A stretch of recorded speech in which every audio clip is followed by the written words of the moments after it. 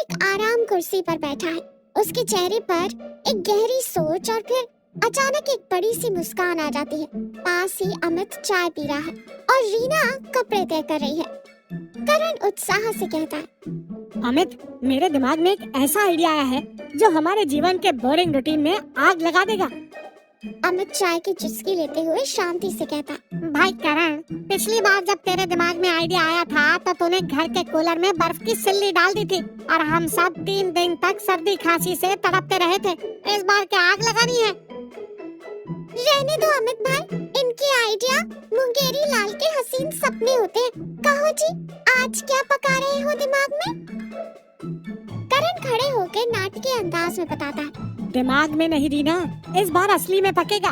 Chicken 65 biryani, वो भी घर की घुटन भरी रसोई में नहीं बल्कि गांव के बाहर वाले जंगल में, खुले आसमान के नीचे, लकड़ी की आंच पर, पत्तों की सरसराहट के बीच, एकदम देसी दावत। अमित हंसते हुए कहता है, क्या जंगल में बिरयानी?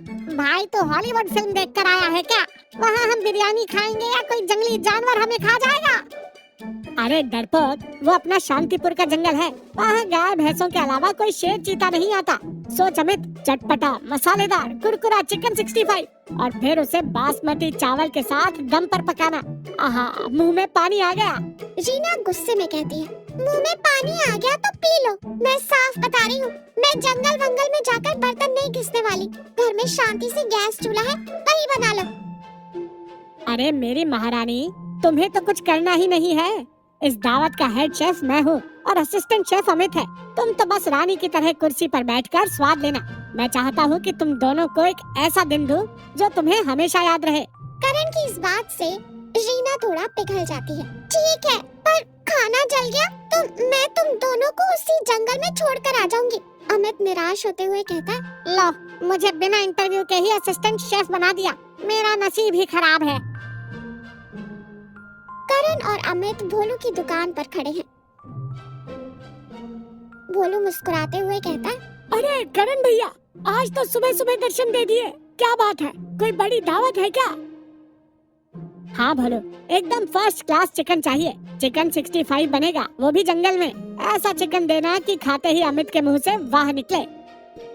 भैया, आप कहो तो ऐसा चिकन दूं जो खुद कढ़ाई में कूद जाए। एकदम ताजा और नरम पीस काट कर देता हूँ। आप भी क्या याद रखोगे?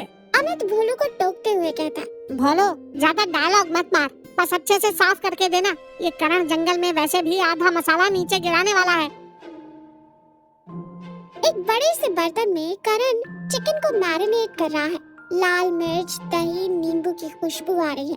अमित पास बैठा प्याज और लहसुन छिल रहा है। अमित आंखें मलते हुए कहता, करण, तूने मुझे असिस्टेंट शेफ कहा था या मजदूर? मेरे हाथों से 3 दिन तक प्याज की बदबू नहीं जाएगी। करण मसाला मिलाते हुए कहता है, बड़े काम के लिए बलिदान देना पड़ता है अमित। ये देख, रंग देख चिकन का, एकदम आग लग रहा है। तभी रीना बाहर आती है। मसाला तो अच्छा महक रहा है, पर ध्यान रखना ज्यादा नमक मत डाल देना। और हाँ, सुबह जल्दी उठ जाना, वरना दोपहर की धूप में तुम्हारा ही चिकन 65 बन जाएगा। तीनों जंगल की तरफ जा रहे हैं। करण के सिर पर एक बड़ा पतीला है। अमित ने दोनों हाथों में राशन और मसालों के झोले पकड़े हैं। रीना एक छोटा सा बैग जिसमें प्लेटें और पानी है लेकर आराम से चल रही है। अमित हाफते हुए कहता है, भाई करण, मुझे लग रहा है मैं दावत में खाने नहीं, हिमालय की चढ़ाई करने जा रहा हूँ। मेरे कंधे जवाब दे रहे हैं। बस पहुँच गए अमित। वो देख, सामने नदी का किनारा और वो बड़ा सा बरगद का पेड़, वहीं लगाएंगे अपना चूल्हा। उन्होंने ईंटें जोड़कर एक देसी चूल्हा बना लिया है। लकड़ियां जल रही हैं। करण एक बड़ी कढ़ाई में चिकन 65 के टुकड़े तल रहा है और शानदार धुआं उठ रहा है। अमित खुशबू सूंघते हुए कहता, मानना पड़ेगा करण, खुशबू तो ऐसी आ रही है कि मेरा पेट अभी से ढोल बजा रहा है। रीना मुस्कुराते हुए कहती है, हाँ भाई, आज तो करण ने कमाल कर दिया। मैंने सोचा नहीं था कि ये सच में इतना अच्छा बना लेगा। करण चौड़कर कहता है, अरे अभी तो सिर्फ ट्रेलर है रीना जी, पिक्चर तो बिरयानी बनने के बाद दिखेगी। लो, चिकन 65 तैयार है, अब चावल उबल रहे हैं, बस दम लगाना बाकी है। करण बहुत ही कलाकारी से पतीले में चावल और चिकन 65 की परतें लगाता है। ऊपर से थोड़ा रंग, पुदीना और तला हुआ प्याज डालता है।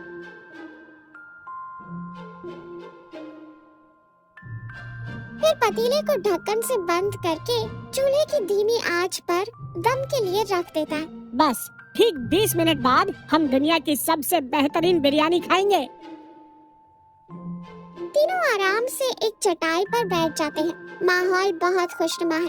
पक्षियों की आवाजें आ रही हैं। अभी 15 मिनट ही बीते हैं कि अचानक जंगल में तेज हवा चलने लगती है। आसमान जो एकदम साफ था वो वहाँ काले काले घने बादल छा जाते हैं। अमित आसमान की तरफ देखते हुए घबराहट से कहता है, करण, ये बादल हमारी बिरयानी की खुशबू सूंघकर यहाँ क्यों आ रहे हैं? अरे ये तो आंधी लग रही है। मौसम विभाग ने तो बारिश का कुछ नहीं कहा था। करण घबरा कर उठते हुए कहता, अरे मौसम विभाग की ऐसी की तैसी, मेरी बिरयानी बस 5 मिनट और चाहिए। अचानक बहुत तेज हवा का झोंका आता है। पेड़ों के पत्ते उड़ने लगते हैं और उसी पल मूसलाधार बारिश शुरू हो जाती है। करण भागो, पेड़ के तने के पास, वरना सब भीग जाएगा। तीनों भागकर बरगद के पेड़ के एक बड़े हिस्से के नीचे छिप जाते हैं, जहाँ बारिश नहीं आ रही। बारिश की मोटी मोटी बूंदें चूल्हे की आग को पल भर में बुझा देती हैं और तभी हवा का एक और तेज झोंका आता है। जिस ईंट पर पतीला रखा था वो खिसक जाता है। नहीं! करण का चेहरा झटके से उतर जाता है। पतीला पलट जाता है। आधा पका हुआ चावल, शानदार चिकन 65 के टुकड़े, मसाले सब बहते हुए कीचड़ और बारिश के पानी में मिल जाता है। बारिश लगातार हो रही है। तीनों पेड़ के नीचे खड़े हैं। करण की आंखों के सामने उसकी 2 दिन की मेहनत और सपने वाला खाना कीचड़ में सना पड़ा है। करण के चेहरे पर जो हमेशा हंसी रहती थी वो गायब हो चुकी है। उसकी आंखों में निराशा और नमी है। वो धीरे से जमीन पर बैठ जाता है। करण कांपती हुई और उदास आवाज में कहता है, सब खत्म हो गया, सब कीचड़ हो गया। जंगल में सिर्फ बारिश की आवाज आ रही है। माहौल बहुत भावुक हो चुका है। रीना धीरे से करण के पास जमीन पर बैठ जाती है और फिर मुस्कुराती है। वो अपना बैग खोलती है और उसमें से घर से लाया हुआ सफेद पराठे और अचार का डिब्बा निकालती है। फिर करण का हाथ पकड़कर बहुत ही प्यार से कहती है, तुम सच में पागल हो करण। तुम्हें लगता है कि मुझे या अमित को तुम्हारी वो महंगी बिरयानी चाहिए थी? तुमने हमारे लिए इतने प्यार से 2 दिन तक मेहनत की। ये सोच ही हमारे लिए दुनिया की सबसे बड़ी दावत है। अमित भी करण की दूसरी तरफ बैठ जाता है और हंसते हुए कहता है, और भाई सच बताऊं तो अच्छा ही हुआ जो बिरयानी गिर गई। तूने उसमें इतना लाल मिर्च पाउडर डाला था कि अगर हम वो खा लेते तो कल सुबह गांव के डॉक्टर की दुकान पर लंबी लाइन लगी होती। मेरी तो जान बच गई। करण अमित की बात सुनकर अपनी हल्की सी मुस्कान नहीं रोक पाता। रीना पराठे का एक टुकड़ा करण की तरफ बढ़ाते हुए कहती है, खाना तो पेट भरने के लिए होता है करण जी, लेकिन सुकून तो अपनों के साथ ही मिलता है। अब जल्दी से ये अचार पराठा खाओ, मुझे बहुत जोरों की भूख लगी है। करण मुस्कुराते हुए पराठा खा लेता, फिर वो अमित को भी खिलाता है। बाहर तेज बारिश हो रही है। कीचड़ में बिरयानी बिखरी पड़ी है, लेकिन बरगद के पेड़ के नीचे बैठे उन 3 इंसानों के बीच एक अलग ही गर्माहट और खुशी है। अमित पराठे चबाते हुए कहता, लेकिन करण भाई, अगली बार अगर तेरे दिमाग में दावत का कोई भी आइडिया आए हाँ पता है, तो घर की छत पर ही करेंगे ताकि बारिश आए तो सीधा कमरे में भाग सके। तीनों जोर से हंसते हैं। सच्ची खुशी और दावत किसी महंगी डिश या शानदार जगह में नहीं होती, बल्कि उन लोगों के साथ होने में होती है जो आपसे निस्वार्थ प्यार करते हैं। जब अपनों का साथ हो तो सूखी रोटी और अचार भी दुनिया की बेहतरीन बिरयानी से ज्यादा स्वाद और सुकून देता है।